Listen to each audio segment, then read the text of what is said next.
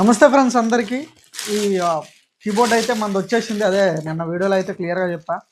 మనం ఫస్ట్ బ్లింకిట్లో అయితే బుక్ చేసాం, అదైతే బిస్కెట్ అయిపోయింది. సో రిటర్న్ కూడా చేస్తాను, అది సెకండ్ వీడియోలో కూడా చెప్పాను నేను. ఇదైతే ఓకే, ప్యాకింగ్ అయితే ఓకే. ఇది కూడా ప్యాకింగ్ మోస్ట్లీ అట్లనే ఉంది, మరీ అంత దాని మీద కొద్దిగా బెటర్ అంతే. ఇగో చిరిగిపోయింది చూడండి. ఏందో నాకు తెలిసి ప్యాకింగ్ అయితే ఈ మధ్య ఏ కామర్సు క్లియర్గా ఇవ్వట్లేదు, అంటే పర్ఫెక్ట్ ప్యాకింగ్తో అయితే ఇవ్వట్లేదు. ఒకసారి చూద్దాం ఇందులో ఏమున్నాయి ఏంటనేది. నేనైతే ఆర్డర్ పెట్టింది మౌస్ అండ్ కాంబోది అనమాట. నేను ఆల్రెడీ చెప్పున్నా మీకు. మౌస్ అయితే వచ్చింది, కీబోర్డ్ కూడా ఉంది. ఏమైనా డ్యామేజ్ ఉందో లేదో ఒకసారి చూద్దాం. యా ఓ దుఃఖం అనమాట ఇది. మనకు వచ్చేసరికి చెప్పాను, కీబోర్డ్ అయితే చాలా బాగుంది ఇది. యా ఓకే, కీస్ అయితే ఉన్నాయి, మొత్తం ఆల్ కీసెస్ అయితే ఉన్నాయి దీంట్లో.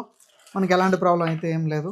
ఒకసారి యూజ్ చేసిన తర్వాత ఒకసారి చెక్ చేయాలి, కానీ కొద్దిగా ఈజీ ఉంటుంది ఇది.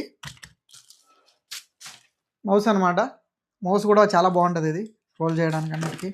అండ్ మొత్తానికి అయితే మనకి కీబోర్డ్ వచ్చేసింది. సో విషయం ఏంటంటే యాపిల్ ల్యాప్టాప్కి ఈ ఈ పోర్ట్ అయితే ఉండదు. మనం టైప్ సిది అటాచ్ చేసుకొని టైప్ సికి పెట్టుకోవాలన్నమాట. నేను మీకు చూపిస్తాను.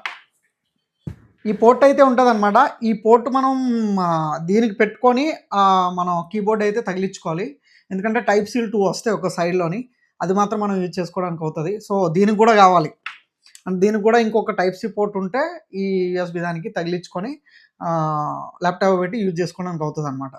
సో లేదంటే అవ్వదు, డైరెక్ట్గా అయితే ఆప్షన్స్ ఉండవు ఆ మ్యాక్బుక్లో. అండ్ ఇది మ్యాటర్. ఒకసారి యూజ్ చేసిన తర్వాత కంప్లీట్గా ఎలా వచ్చింది ఏంటనేది చెప్తా. ఎందుకంటే కీబోర్డ్ అయితే చాలా స్ట్రాంగ్ ఉంది. సో రికమెండ్ అయితే చేస్తాను నేను. చూడడానికి అయితే చాలా స్ట్రాంగ్గానే ఉంది.